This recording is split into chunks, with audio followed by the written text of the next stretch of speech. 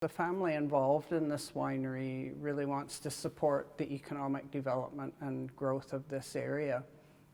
So in order to make this investment, they had to understand 5 key things that creates quality wine and is part of the whole system of growing grapes and making wine and marketing it and presenting it to consumers like you.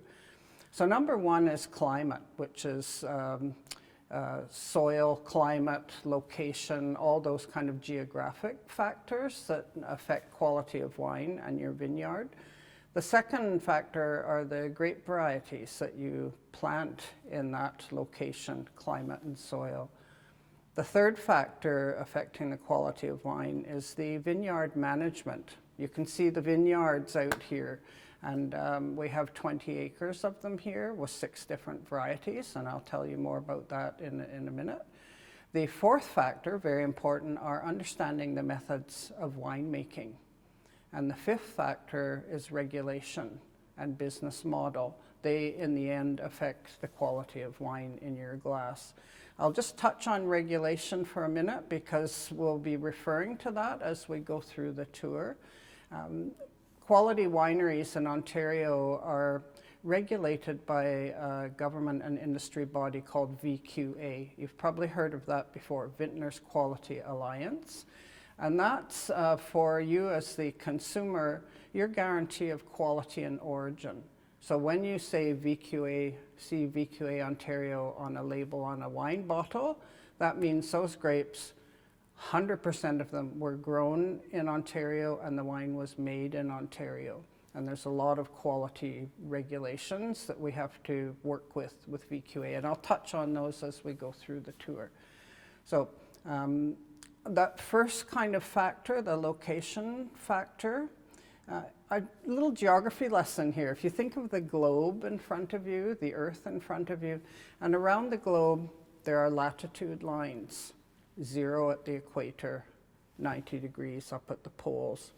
And every quality wine producing region in the world is located between 30 degrees and 50 degrees latitude, both north and south. There's 2 bands. And the reason that location is so important, you get the right number of frost-free growing days for grapes. You need at least 180. You get a dormancy period in the winter where the vines can go to sleep. And most importantly, you get the right number of heat units to ripen the grapes. The family had to study all of this to make sure they were in the right location to start with. So we're sitting here at 43 degrees north. That's that box ticked for the family. We have 1,200 heat units. It's a measurement formula that's worked out. You need at least 1,000, so we're sitting here at 1,200. We're actually even warmer than the Champagne region and warmer than New Zealand when it comes to the heat units to ripen grapes. And then if you went due east from here, again, the globe in your mind, you'd be running into French and German vineyards. If you go due west, you'll be running into Oregon vineyards. So it just kind of places us on that grape map of the world. The other piece of the location is soil, really important for quality grape production. And again, another map in your head. Think of the 5 Great Lakes we have in Ontario. We're sitting here beside Lake Huron. Tens of thousands of years ago, it was one huge Great Lake. It was the drainage basin for glaciers that were melting all over Canada and pulling glacial till soil with it and dumping it here. And that gives us a wonderful mix. We have clay, loam, sand, some gravel, and most importantly, a mineral called calcium carbonate. And that comes from the shells of the ancient sea creatures in that glacial lake bottom.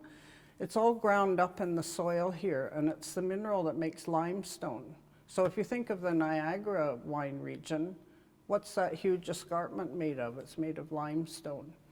We're lucky here, it's all ground into the soil, and it gives structure and character to the grape. It builds acidity, it builds quality grapes. And I say in the climate piece, the one risk we have here is hard winters, really cold winter temperatures. Anything lower than minus 23 is going to kill a vine. So by being beside the lakes, it moderates those temperatures. We have softer winters closer to the lake, and it doesn't kill off our vines. As you walk around the vineyards, you'll see some of our vines are covered up with a white material. It's called a geotextile, and it's an insulation that protects the more vulnerable grape varieties.